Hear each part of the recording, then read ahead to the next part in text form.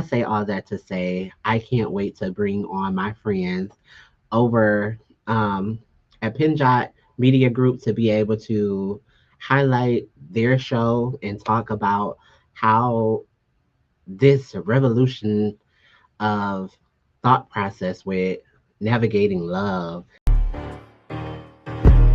Miss Mouthy in the building, better tune right in. Where the real talk hit and the glow up again. From the D to the world, she gon' set that tone. Every fam, every voice, yeah, you're not alone. Clap back, speak up, let the truth get loud.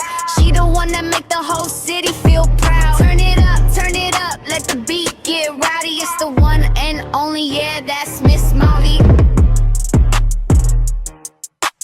Hello, hello, hello. Hey, you guys. It is your girl, Miss Mouthy, and we are in the unmuted edition. And so I'm so excited for today's conversation.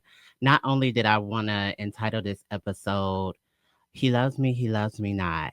As I was thinking through this episode, I really wanted to go back to a time where I was sometimes delulu about love. And in that search of myself, who I was, identity, and what I thought my ideal person would look like, two amazing folks came to mind.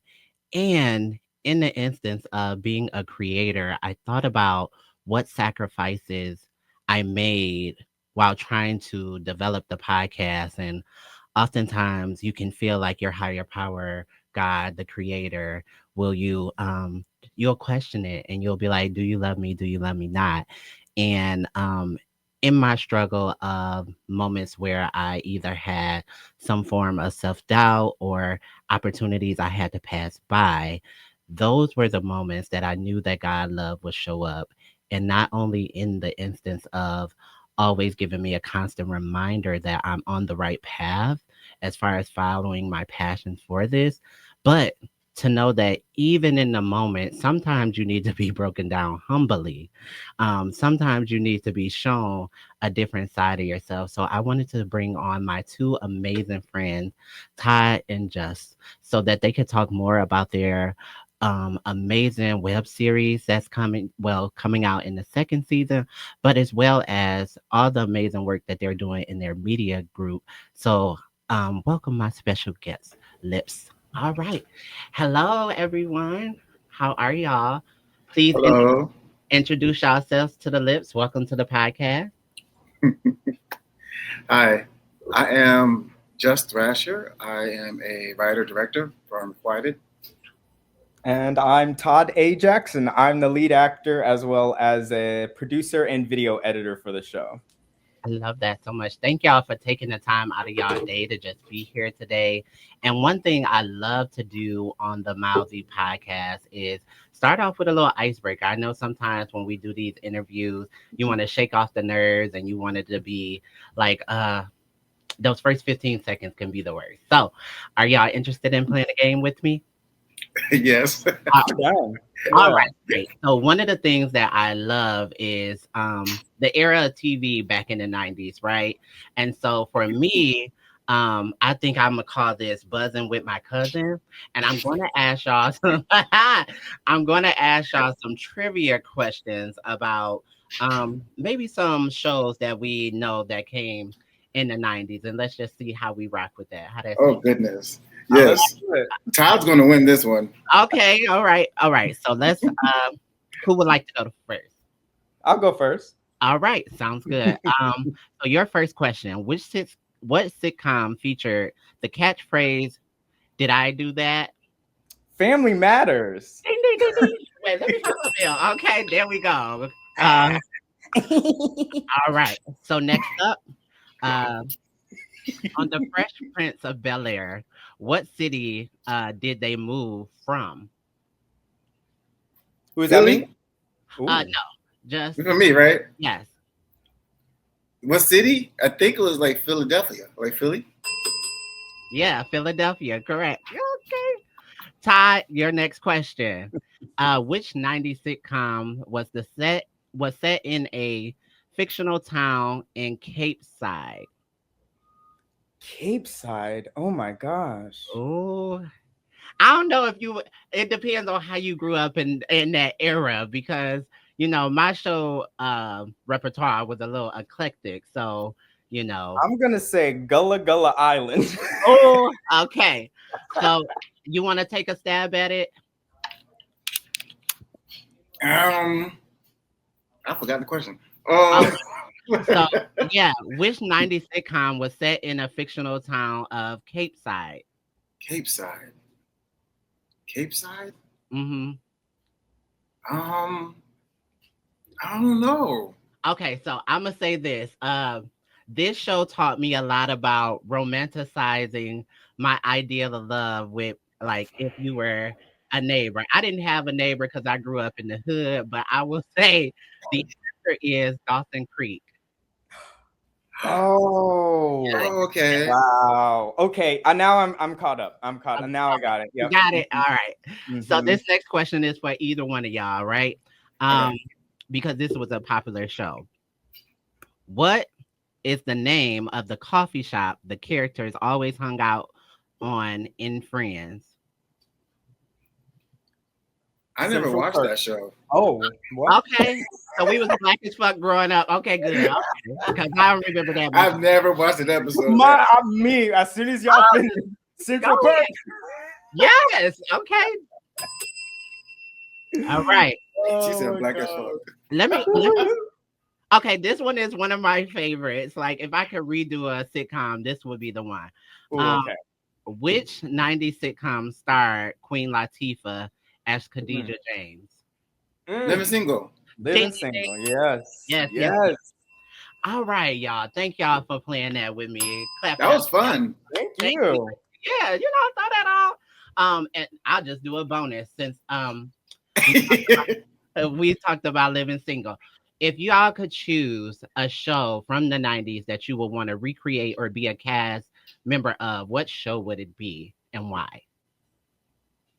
You want to go, Jess? I'm thinking. Hold on. Okay, I'll go. Okay. There you So go. Yeah. Yeah. I don't know if you know this, but I have a YouTube channel where I talk about 90s kid shows. Oh So no. Okay, period. so I was like, oh, you must have done your research. I have a whole thing. Okay. So one show I would love to remake, and I actually talked about it. I made a video about it. Was My Brother and Me Okay. from Nickelodeon. It was the first. Now I'm gonna dive into my YouTube voice. It was Okay. the first Black kids show that paved the way for the rest of them. It was the first one on Nickelodeon. It was all Black. North Carolina. They had HBCUs in the background. Like, if you really pay attention to it, it was so unapologetically Black without throwing it, like, without it being a gimmick. It wasn't like, it just felt so real and so natural. And it was about these two little boys that are brothers. And I had an older brother, just like the main character did. And they were like 10 and 7. I would love to remake that just because it was, and Just will vouch for me on this. I just love wholesome shows that just tell stories about us, that just allow us to live. And that's what I truly felt it did. And I even rewatched it and it was like, this is still good. I was like laughing. And so it was like timeless things like that I would absolutely love. Okay, plug in the YouTube channel. What's the name of the YouTube channel so we can all It's go? Todd Foolery. Like tomfoolery, but Todd Foolery. Yeah. Boom. Okay. That's a hard question for me, like, because I even wrote a script for one that I already want to make. But this one, like you said, weird things. This is a show called The Journey of Alan Strange, which I actually wrote a script of a reboot already. He just has read it. I did. Recently, too. Yeah. And just what show would you either want to be a part of or would you want to recreate? I'll be a part of the cast of Martin. Oh, yes. My daughter loves Martin. Okay. The only reason I say that, it brought my family together. That was the only show we all sat and watched TV and ate in front of the TV. And each character represent like my family members. Yeah. All the way from Tommy to Martin to Gina, everybody. Yeah. And so even Shanae. So okay. I would live next door to them and just peek out the hole every time they argue. Mm-hmm. I love that. So yeah, that'll be a show. That's a good one. I did say that Living Single was one that I would really want to remake. But if I'm thinking about like, oh, really good 90s TV, what could I not live without? Um, yeah, I'll keep it at Living Single. I think Living Single was just so oh incredible for me. I was like, Uh-huh. yeah, I really enjoyed that. So let's get into everything that y'all got going on. One thing I want to just commend and say is that watching the web series, I fell in love with the overall ideal of something that I've never even seen. But I will say I thought about it. I had to question myself in the ideas of the pursuit of love. Like, is this me? Have I done this before and not even know? But for the listeners that may not know, can you introduce them to the show and kind of tell them what it's all about? Yeah. So Unrequited is a Black queer dramedy. It kind of like delves into like the mental health aspect of Liam, kind of his journey on what he think love is Yeah. and what it is or what it probably isn't. And so he has these sessions with this therapist, and so his reality is kind of blurred. And so the sessions are kind of helping him discover himself and what it is he really feels about this person. And I won't say any more. I'll just give it. Absolutely. I don't want to give it Absolutely. away. That was a lot, and that was good. And even though the main character is named Liam, tomato, tomato, tomato, but you know, um, it is such a good show. I love the plot, and let me just say that you are acting down in the show. Can you talk a little bit about the character that you play and like creatively what you had to tap into to be that character? Yeah, thank you so much for that. I'm very lucky because Just allowed me to bring a lot of myself to the character. Okay. Because honestly, Liam is 2018 me. Okay. So it really was pulling a lot from very personal things within my own self. So everything, every scene, every moment I pulled from a personal experience, Yeah. something I've gone through, something I lived through. A lot of it just kind of dives into the mental health aspect of everything, but also with working a corporate job. There's a little bit of that. There's a lot of that in there actually, and how it affects you mentally. Um, and so I really love diving into that because it's something that I went to therapy for myself. So it was looking back, I could see how I could become that character because I've had to heal through that. So it was very interesting to see it, but also a beautiful journey to just be able to take myself on, especially with Just because I made sure I didn't not watch, but read any scripts or wasn't involved in the story as it went on. Yeah. And so he really allowed me to kind of craft my character around that as well. So it was very authentic. It was very genuine. It came Yeah. from a very deep place. And I think that's why when I even watch it back, I see this person grow. And so, yeah. Absolutely. Thank you so much for that. So just take me back to the creative process while writing everything. Like where were you? What idea did you have for the show and did it come to fruition the way in which you sing? No, I'll tell Okay. you this. It was actually one of the things where I was working in this office at this management company, Okay. production management company, and I overheard just in my boss trying to get ideas from other managers and producers. And so I'm like lower tier at the time, and I'm like, well, let me come up with an idea that I can pitch. Yeah. And after writing just maybe the first draft, I thought that this would be a throwaway. It would be something that I can just write and just sit down and then go on to another project. Mm-hmm. But the fact that I started creating a deck for it, I started writing and really seeing myself in it, Mm-hmm. I thought it might could be like a bigger project. And just to fast forward, after the first table read, I felt like it was one of those projects where it was a it was something that I needed to really dive deeper into, especially after meeting Todd and the way he acted with it, kind of pulled something out of it Yeah. that I didn't see. Yeah, I was in my office writing it at one point. Okay. I was thinking about things that kind of related to me that that I haven't done before in other movies and TV shows, Yeah. and so this is how it was born.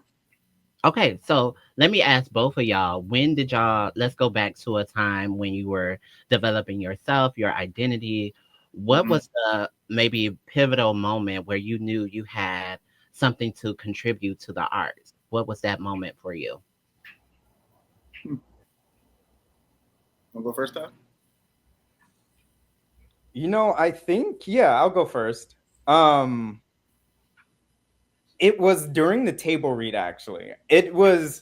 I really truly believe this sense of synergy and energy when something happens, you feel a spark. Absolutely, And Yeah. the moment I walked into that room and just started talking about the project, there was a spark. And I just sat there. I've told him this. I sat there in awe because I had never met anyone like me. That's yeah, what it felt like.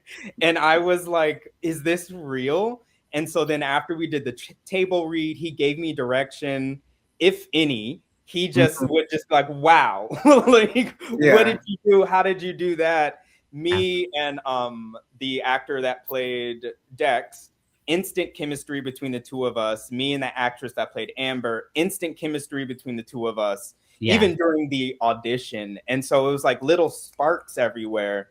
But it wasn't until that table read when I said, I'm going to be part of this for a really long time. And I don't know why or what, but this is going to change my life. I actually said that because Yeah. it was also wasn't a paid job. And I had told myself for 2 months, I said, no paid work. I don't even know how I submitted to this. I really don't. But it was the universe truly moving it to me. come And on. that Mm-hmm. moment right there, it was the table read. Truly, it was just a shift that happened in the universe. I love that. Mm-hmm. And what about for you, Jess? No, it's the same. I I feel like when you write something, we all don't know if it's going to like hit or if anyone else is going to like it. As long as you like it in a way, Yeah. right? And I tell you, in the beginning, I felt a little bit. I was like, "This is special" because I've never written anything like this before. But at that table read, I was smiling the entire time because I felt a connection from each and every character. And I told Todd this. I told everyone. I saw Todd on his uh, act. What do you call it? It's a audition. And Okay. through the screen, I felt like I wanted to take him already. Yeah. And also, I would tell you. Remember, Todd was actually flying out. Weren't you? You were like going out of town Yeah, I was on going the to be day gone. of a Yeah. shoot or something, and I literally moved the entire shoot date for Todd because I needed him and I wanted him in this actual series. Right. I didn't do it for anybody else. It was for him. I love that. I absolutely love that because that is how I feel, Ty, when it comes to my friend Seven King. Like creatively, energetically, we are like the same person, and now we call each other twins. But when we have these big ideas, he's a big dreamer like I am, and it's just like magic, right? Yep. What was okay? You had hit on something that I just could resonate with so much about. Tell the lips about how you kind of started when you have to make those sacrifices when you're really betting on yourself and you're pouring Mm-hmm. 100% of everything that you got, not only just financially, but spiritually and creatively as well. That was a tough one. It's very new still. Yeah, I'll say this: when you believe in yourself, you have to wholeheartedly believe in yourself. absolutely. Uh, there was a point where I could have said I can't do this any episodes anymore. After the first or second episode, it was a decision for me to say I can't do it financially. Hmm. And at the time, I was waiting for a raise at my job, which never came. So I felt it was my duty to say, hey, either live in my car or pay this, Yeah, rent or show. And for me, at my age, I felt like I just can't just go into the industry and say, hey, I got a great script. I don't know anybody like that rather than producers and managers that I've kind of worked with. So it's either bet on yourself or just take another year or two just to figure it out. And at that time, I'm like, I'm losing time. Yeah. And so you have to. I literally lived in my car, paid for food, paid for anything else that we needed for the show. And then in that moment, I knew that I had somebody backing me up because Todd was with me the entire time. He knew, he helped me out. And I don't think I would have even finished the show if Todd wasn't there. Anytime I couldn't do anything physically or I was just being pulled away, Todd covered everything for me. Yeah. And in that moment, and even in those months, I felt like I had him. But then a car accident came right after that, not too long ago. And I also was faced with, do I continue the show? Mm-hmm. And with that, I had Todd. And I always credit him because he doesn't know how very important he is to me. Come on, Todd. And I always say that to people too, because you can't do it alone. Absolutely. Everyone thinks you can do it alone in this industry. And a lot of times you see people trying to do it alone and in the same spot. Mm-hmm. So me and Todd just kind of like took up what we can and just kept going. And from there, I lost my job. Losing my job was another moment where I said, do we finish or what can I do? Right. Stay homeless, but still doing the show was something that I didn't think I could ever do. And with a partner like Todd, I just feel like you can get anything done. And that's one of the lessons that taught me, like, you just can't give up on yourself regardless of what you're going through. Absolutely. Yeah. Absolutely. I'm glad that you didn't give up because the work of art that you created and we got the experience. I'm so thankful to be a witness of that. Like sometimes you don't know that you're amongst the great if life circumstances get in the way and stall people from living in their full potential. And so, Todd, this next question is for you. Was there ever a scene or an episode that was difficult for you to actually do? Oh gosh. Honestly, it's funny. No one's really asked it that way, but I kind of felt that way for every episode. Okay. Because I was never sure what was going to happen and how I would be able to do. But I will say probably the one that was the hardest for me was the season 1 finale, because it was a big emotional crescendo. Yeah. And I've been acting for about 5 years, but I have never been present in a moment where I was acting like that emotionally raw. And so I knew something was and this is something me and Just talked at the very beginning, is I told him I want it to build up to something huge. And I want to go on that journey and I want to be able to do it. I want to be, like I told him, a big thing for me is to be able to cry on cue. Not on cue, but to be able to authentically cry in a moment. And so I told him I wanted that. So every episode I kept working towards that.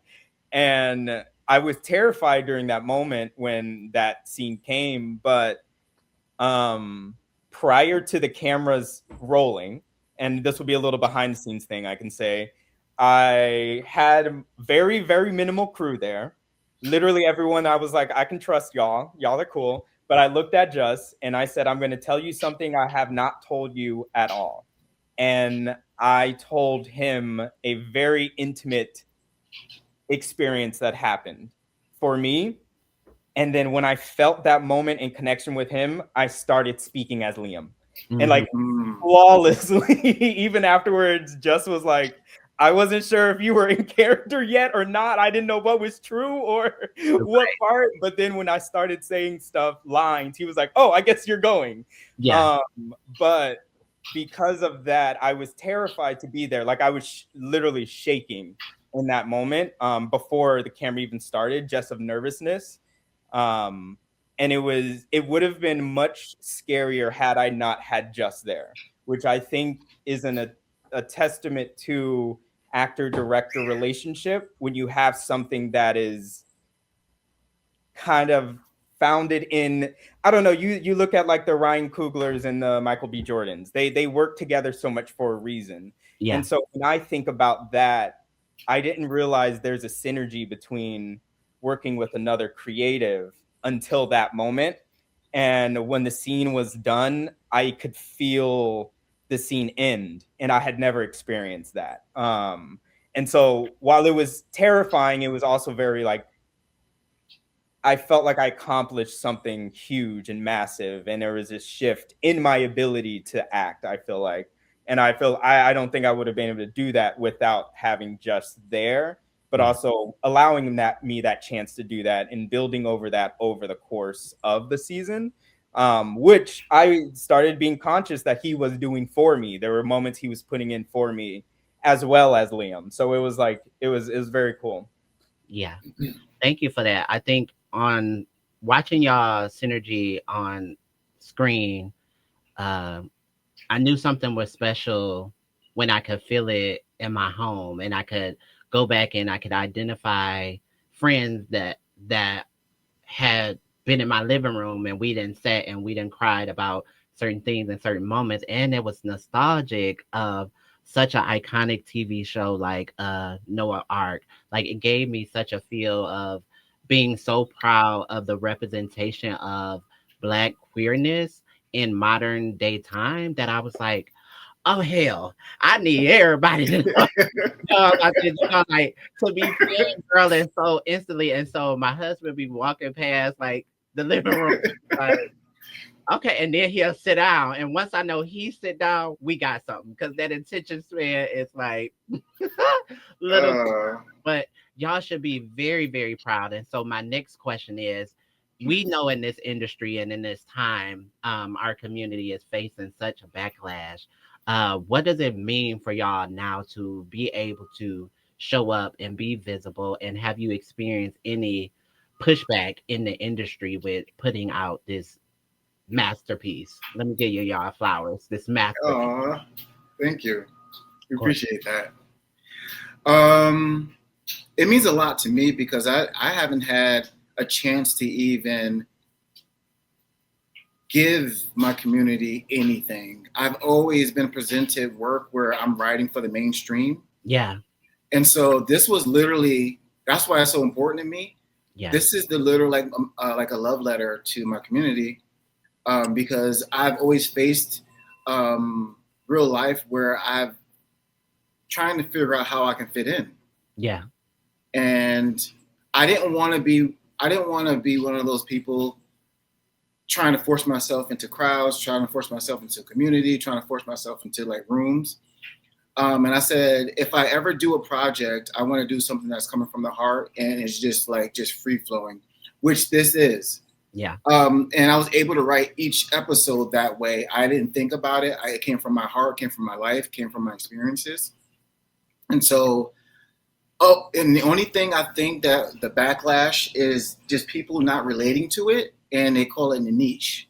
And I just feel like me and Todd talked about this a lot, where it's not niche. It's one of those things where everybody has their own experiences, but the same at the same time. Like we can go into this journey together, but we can also do this. Whereas we're still going, lead into the end where we all get together and still kind of come to a common ground. Yes, absolutely. Let's get into the character, Liam. One of the things that I just love. I put my own business on the street, okay? In my 20s, I was so delulu, okay? I think every man that came across my desk was in love with me. I was in love with him. We was going to be married and have babies. But what part about the main character or Liam process with love did y'all necessarily resonate with, or what lesson did you take from the main character? Man, for me, I was so in love with love in my 20s. Yeah. I was always one relationship to the next, to the next, to the next. I needed to be loved at all times. And it's so funny, Just, I don't know if I've told you this, but actually in the last year, I've realized that I love creating stories where I don't understand. Wherever there's gaps are, your boy's gonna create a story and it's gonna work in my favor. And it made me realize that's what, especially when you're dating men and you're texting and you're trying to understand, get the read between the lines, and it's like, oh, they must love me. I gotta go for this one. Whoever's pushing back the most must need me. It's too easy to talk. Oh, it's boring. Like, and so I was always looking for that chance to. One of the lines that just repeatedly said in the show is, "Your imagination is a gift." And I never understood that until this show, because I grew up with imagination. As a kid, that was just my thing. I was homeschooled. I was playing with toys way longer than is socially acceptable. Right. But it was because I lived in my head. And so I never saw that as a bad thing until I realized, oh, I could use this for evil because I know how to convince myself of many things. And it made me realize, like, wow, that is truly like, it put a different perspective on a lot of people, especially coming from COVID and the social isolation. You're able to just create so many stories. And while that's great, we're all so isolated and there's no one else that's allowing those stories to be guided. So it really just, it brought something much deeper than I realized. But just going through that journey with the character made me realize, I have made up some relationships that definitely wasn't it? I had to realize. Yeah, crazy. Yeah. Jess, what about you? Well, obviously I made up everything. You know what? When I was writing this, I said, I can't be the only one, Delulu. Right. No, I cannot. And I was like, why is no one talking about this? No, I felt like I started off kind of late. You know, I was always in my books and I was always trying to the love stuff came late for me. So once I found love, I thought everybody loved me. Yeah. If you were nice to me, I loved you. Back in the day. So those relationships made me feel like once I realized that it wasn't real, it kind of put me on this journey where I'm like, I was confused half the time. So when someone really was trying to love me, I was like, is this real? And so those questions always came up in my mind, and I kind of paired it together with therapy session in a way. I was giving myself those therapy sessions until I actually got a therapist. And I had those true conversations, those real conversations with my therapist a few years ago. And so that's how real it is for me. Yeah, I think one of the things of being on a journey as a trans individual was growing up. I remember early middle school. I had a facade, a personality, a facade, a young lady that I crafted in my head named Jasmine that I knew I was going to be. And my best friend at the time had one named Crystal, and we was going to transition and be these baddies. And like, it was just about to go down. And so that was my first episode to real Delulu. But as I got older and started being sexually active, I started to realize that the men that I genuinely felt like I had substance with and relationships to really loved me, but only in private. It was no access to experience the display of love that I would have loved to see, my cis counterparts have out loud. And then when there was a little glimpse of hope, I was like, that's not even a real relationship. We never went on a date. You never courted me. Like, we really are just intimate in that way. But I was just like, oh my God. Y'all. I want to talk to something about, I want to add something about that, because I find that so interesting. Because I've had this conversation with my partner so many times. I feel as like queer people, because we have no example of that, we're all fumbling through it. That's why we don't know how to date. We don't know, is this a relationship? Like my definition of relationship was based off of, like you said, two cis people. And it's like these a same-sex relationship is different. A trans relationship is different. It's all, you have to figure it out. And I think it's the figuring it out part that a lot of us struggle with until you find that person where you kind of, I have to keep asking my partner, even because it can change. I'm like, what is the definition of a partner to you? Yeah. Because I like to ask, because it's like sometimes it'll change. Sometimes it's cleaning. Maybe sometimes it's just being an emotional shoulder. Yeah. But you're allowed to fluctuate and change. But I feel like that's a freedom too. But it's terrifying, because it's tied into the creativity thing. A lot of this was just a leap of faith. I had no idea any of this was going to work. We had no idea if people were going to like it. Every episode, I had to come back and edit. And every time I was like, oh my God, am I going to be able to edit? Did I get enough shots? Do I have this? And that's what it's kind of like with the relationship. And I like that comparison, just because it's a leap of faith at any time. I never understood the term, you have to wake up and choose that person every day. Because for real, some days I'm like, why am I? Baby. Why? Who told me? I just I try to look up at the sky. I'd be like, God, you see him? So what we doing? Why? I ain't strong. You told me he was the perfect person. You said in my dream, what you did all those things to get me? Oh my God. But it's a beautiful thing, because then you see, like, when things do work and you have those moments, like, I don't know. So it's scary to know that we don't have a guide, but it also is liberating, because we get to figure it out and make it how we need to be. And learning that communication, to me, is just a human skill we also desperately need. And I'd rather have that. And that's why I liked Unrequited open that dialogue. And I think that is so important to me. It's okay to talk about those things. It's okay to these scenes where I was talking to myself, quote unquote.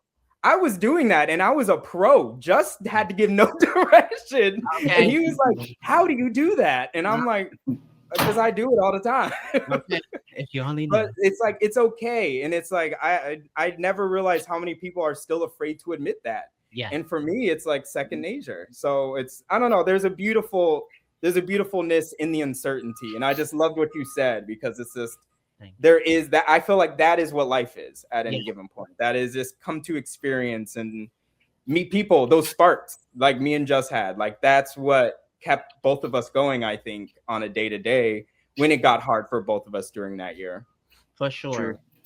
One thing I was so interested in while doing my homework was the title of the show. Like, it had me so, like, I had felt like the dictionary slapped me in the face, like, girl, you know how many times you went chasing behind a guy and thinking that it was love, and it was not reciprocated, honey. So how was that process with actually selecting the title of the show? I love, I'm sounding like such a nerd. I love when I create a project, I'm like shifting through the dictionary, or I'm like looking at what's it called, a thesaurus? Mm-hmm. Yeah.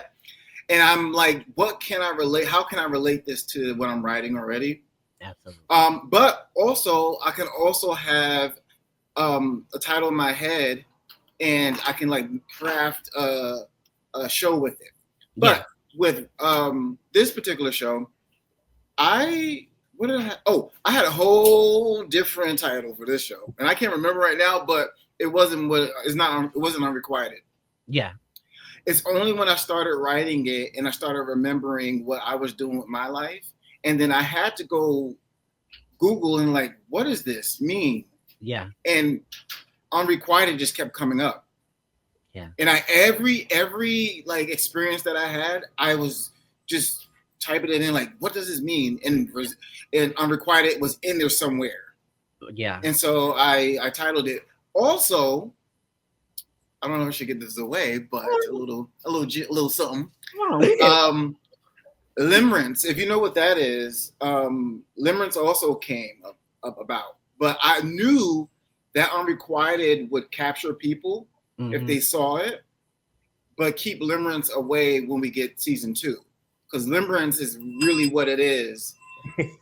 So if you know what that is, and I don't want to go into it too much because I know our chapter 2 would talk about it, but that's what it really is. If you're in love and all that stuff. But anyways, yeah. Okay, and so congratulations on a season 2. Without giving out too much, what are some things y'all either are excited about or what do y'all want the people to know? Like, what do we want to know here on the Malvy episode? Okay. Uh, Nothing. For me, I guess No, I'm like kidding. No. Okay. a blanket.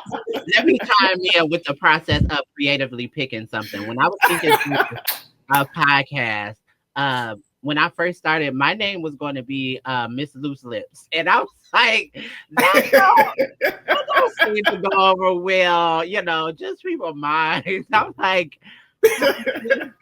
no. So then I was like, let me go back. But the original first episode was from Miss Loose Lips.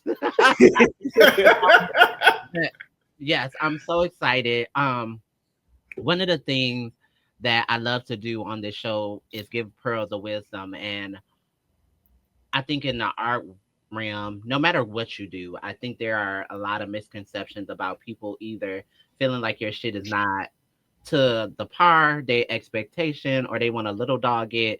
But I'm always trying to encourage the youth to keep pushing past those barriers and those haters, them naysayers. So what words of advice would y'all give a young let's keep it at a young black gay boy that is um in a time where people are overseeing his value, his worth, and even let's just go with the love. Like he don't feel like he is getting the reciprocal love that he deserves. What would be your advice? That was sweet. Thank you. Mm-hmm. Deep too. You, look, I got a little death. I get crazy, but I got a little death over here. Mm-hmm. I'm not sure if I'm going to answer it, but I'll say what's coming from my heart. Okay. Just for a little black gay boy to keep going. I feel like not a lot of us. This is for me. I was like, I don't think we need to love ourselves.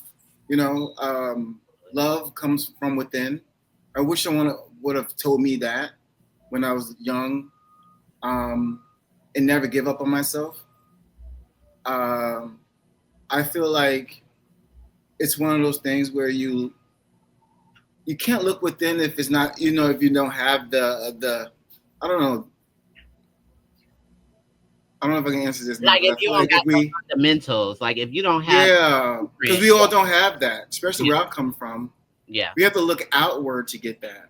Absolutely. So just finding the love within yourself. Yeah. I would say like part of that too. Like it's similar to what you're saying, Jess. Yeah, it really does come from within. My mom used to tell me like, just be careful what you're saying to yourself. Right. Because it's once I realized, would I be saying these things to anyone else? Why am I saying them to myself? And I'm not saying that switch happens very quickly. I had to tell myself that very often until I could shut that down. Because one of the things I struggle with is intrusive thoughts. And so that's something I've really had to work on my entire life. And it's not going to go away. It just usually gets more creative or it gets quieter. And I think the key is to just control the voice that you do have control over. You don't have to listen to it. You are more, usually whatever it's saying is out of fear to keep you where you are because it's afraid of you growing and changing and getting away from it. And so that's the biggest thing for me is because it always is the inner voice. And even now, that's something that I still struggle with where it's a constant all the time. And it's just, you just got to get used to it and know which voice is you. And I think that's really important. Thank you. So, yeah. So, Lips, I would just add to the young films that's out there. Definitely one thing that I always say is the first time that you're loving a person and the first time they're loving you. And just like any purse or shoe, you can't wear that with every outfit. So, don't try and have one size fit all to the approach to love, relationships, and even self-love, will you say. There have been many stages of my life where I had to forgive uh, what I thought to be loved by the examples that was given in front of me. Loving myself and loving a partner uh, really let me hindsight see that did I have the ability to forgive the things that I had in a prior relationship? Had I lightened my load? Did I feel like I was deserving? And will I take the risk on trying to love again? And sometimes you just have to really sit in yourself to know, like, I'm ready to get back out there. Or no, yeah, I still feel like I'm a little jaded and from the last experience and I need to sit down. But all in all, you have it in yourself to be able to really love yourself in a way that will attract the right thing, you know? Um, Mhm. yeah, so let the people know about the campaign that y'all have coming up, and how they can support your efforts and all the things moving forward because we need season two, okay? Yes, we have a campaign with Seed and Spark. The campaign will launch March 15th. Once it launches, people will have access to see how they can donate. So yeah, we are doing this because we want to be able to get season two up and running, Absolutely. to support our crew, support our cast, and just make a good show. Yeah. Yeah. Yeah, something Just was saying earlier, or was dropped earlier, was just some of the barriers that we faced. And this was a huge opportunity for us. Like, as soon as you said that, I walked into 2026 and I told Just this, there's something about 2026. This is the year that as Black queer folks, we get something. Yes. This is a year that we get something that is mainstream. There's something, someone was telling me it happens every 10 years. And I thought about it. I was like, the last time was Moonlight. The Yes. time Oh before that was Don't Rush. yes. Right now, we are due another opportunity and another shot to be seen. And I Mm-hmm. truly, to the core of me, believe that that's happening this year. Yes. And I tie that into the fact when Just told me he came back and we were meeting with people and he was told it was niche. And I'm like, that doesn't, how is our perspective neat? Like, to me, that was such a weird thing to There's no idea say. out there. Yeah. Right. And then Just said that's just people who don't understand it and just need to put it into a box. And Absolutely. that hit me. And I was like, you know what? We just need to do this ourselves. And that truly buckled down. And we decided that we're just going to do this as love. We're going to do this for our community, by the community, show them that we're out there. But I truly do think that there's a window right now that is open for us. Yes. And I'm seeing it. Our community is rallying to support Mm-hmm. each other right now more than ever, more than I've ever seen. Right. And I feel like we're all at the forefront of that and we're like this close to something happening. So that's why we said, you know what?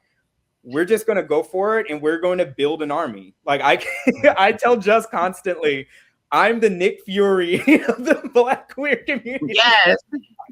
at least the film community. I'm like, let's rally and make something that they can't deny is amazing. Absolutely. And so that's really what is coming from behind with us, is like we're really wanting to lead this as a way to just show, hey, we're out here, we're doing things. All the people we went to, maybe they couldn't connect us who we needed to connect with, but now we're going forward this way. And this is a Yep. way that we're taking ownership of the IP, we're taking ownership of our community, our audience.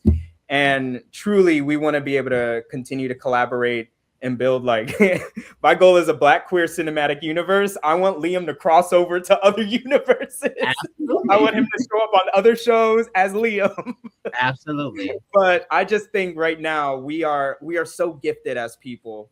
And I think when we are pushed too far, that's when our art just skyrockets. We got a Grammy Award this year. That's Mhm. only the beginning. That is only the beginning, and the world needs to see us. Yeah. Absolutely. And the world will. We already are, right? And I just want to Right. encourage y'all to keep pushing on. And when the world say no, you say hell yes, because they're going to tell you that. Because what would it mean if you surpass them?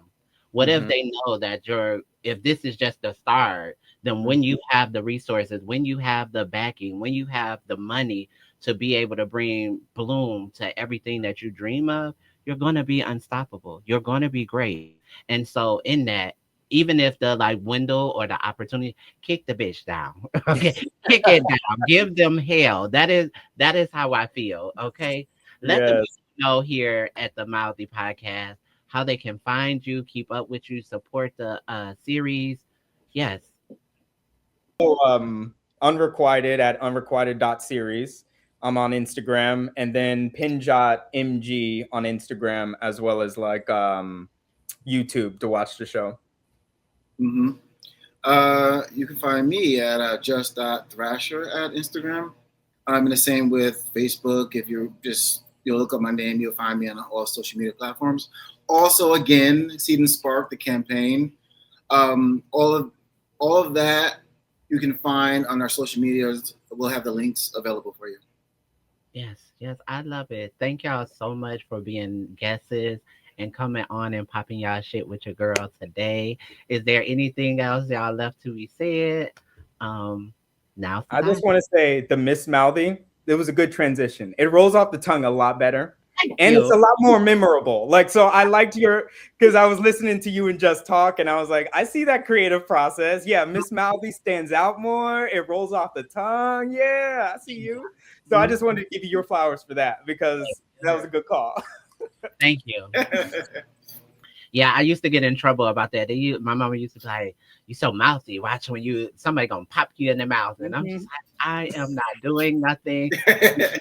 You get in high school, they make fun of how big your lips is, and I'm like, wow, y'all don't know how this brain works, but it's gonna be something. Yeah. When you turn that, like, I like to say you turn the things that people made fun of you in elementary and middle school into what makes you famous. Like, so my ears were always made fun of, so I'm gonna make my ears my poster. It's gonna be the ears. You made fun of them, now they're gonna be the thing that make me a millionaire. Yeah. Right, go ahead. I see you. Thank you so much for having us. This has been such a blast. Thank you so much. Appreciate it. Of course. It's your girl, Miss Mouthy. Even when you don't see me, you hear me. Till next time.